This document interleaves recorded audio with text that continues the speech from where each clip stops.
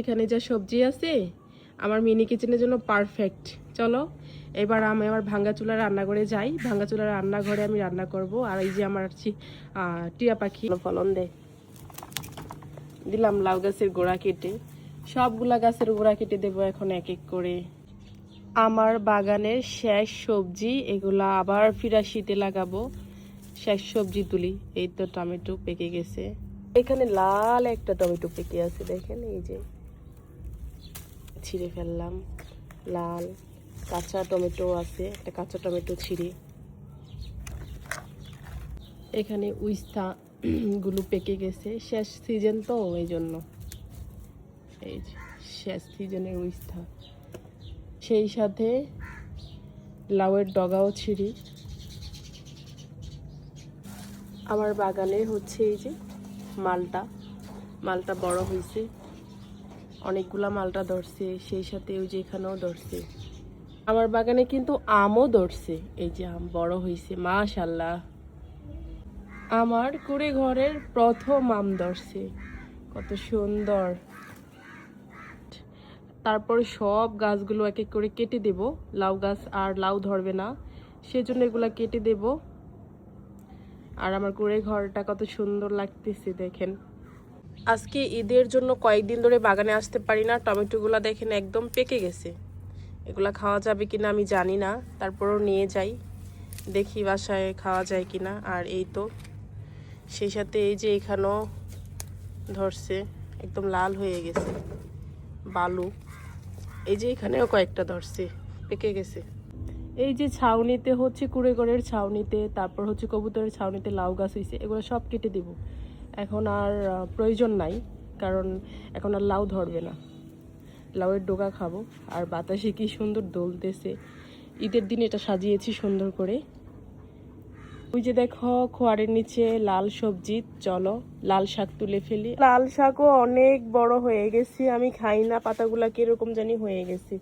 চলো কিছুটা লাল শাকও তুলি নেই।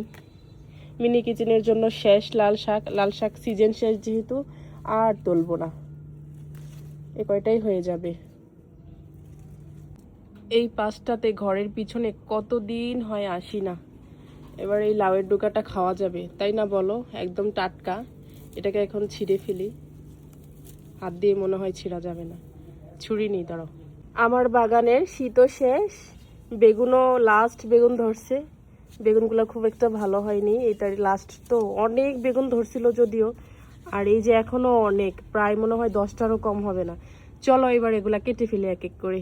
এগুলো মনে হয় না খুব একটা আর বড় হবে, কেটে ফেলি। ওকে, বাগানের নিজ হাতে লাগানো, নিজ হাতে সবজি পাড়ার, এটার যে কতটা আনন্দ, যে লাগাই সেই বোঝে যে কতটা কষ্টে আর কতটা আনন্দের।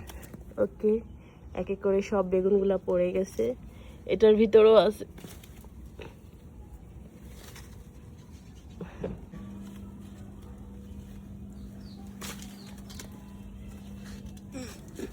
এই তো আমার গাছে আজকের মতন এই পর্যন্তই। আর ছোট ছোট আছে 4-5টা, ওগুলা আর কি বড় হোক তারপর ছিঁড়বো। এই যে বেগুন প্রায় 8টার মতন, এগুলো বাসায় গিয়ে রান্না করব, সেই সাথে টমেটো। এবারে আমি কিছুটা লাউয়ের ডোগা পারবো, যেহেতু লাউ গাছ কেটে ফেলবো আজকালকের ভিতরে।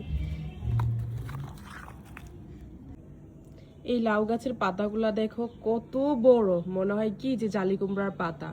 এই যে এখানে পাতাগুলা কিছুটা আছে, এটা কাটি, দেখো কত বড় পাতাগুলা।